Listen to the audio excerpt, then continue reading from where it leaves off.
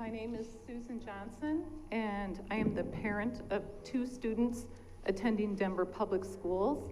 I'm here today because I want to explain why I'm opting my children out of high-stakes testing. I want to be very clear that I have not noticed any improvements since Denver Public Schools implemented the latest round of reforms, but rather a decline in the quality and amount of direct educational services that my children currently receive. The hyper-focus on high-stakes testing has created a hostile environment for their teachers, which has resulted in a mass exodus of some of the most talented DPS veterans.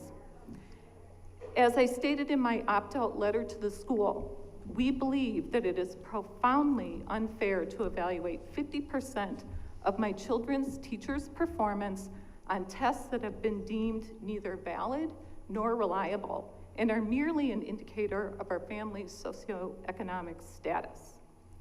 Both of my children were assigned to the same veteran teacher with decades of experience who knew what worked, what didn't work, and what propelled the students to their highest potential as learners. Under her watch, I saw my older child's average writing skills soar. But this is not what happened with my daughter when assigned to this very same teacher last year. Her teacher was forced to abandon best practices, such as writer's workshop, simply because it did not fit into the mold needed to create measurable data. The wonderful books she had assigned during my son's tenure in 6th grade had been drastically reduced, and the projects that stretched and shaped them into talented writers were curtailed. My daughter came home and for the first time complained of feeling bored. And by the end of the year, the most incredible veteran teacher left her job because she couldn't live with the negative impacts she saw subjected on her students on a daily basis. I want you to know that I want my children to gain much more from their education than can ever be found on a test.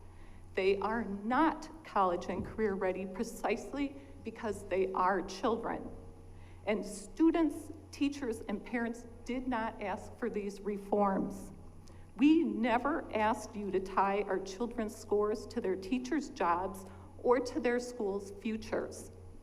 I am aware that the real crisis we have on our hands is that 25% of all U.S. children now live in poverty. Well-supported schools with substantial resources can make an important difference in these child's lives, but it is not realistic to believe that the new and improved Denver plan will change this. To do so is to make a false promise.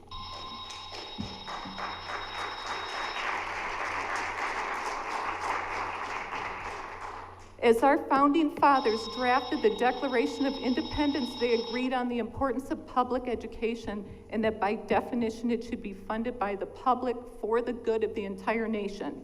John Adams wrote, "There should not be a district of 1 mile square without a school in it."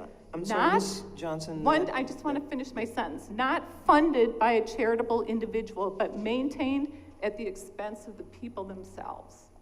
Thank you very much.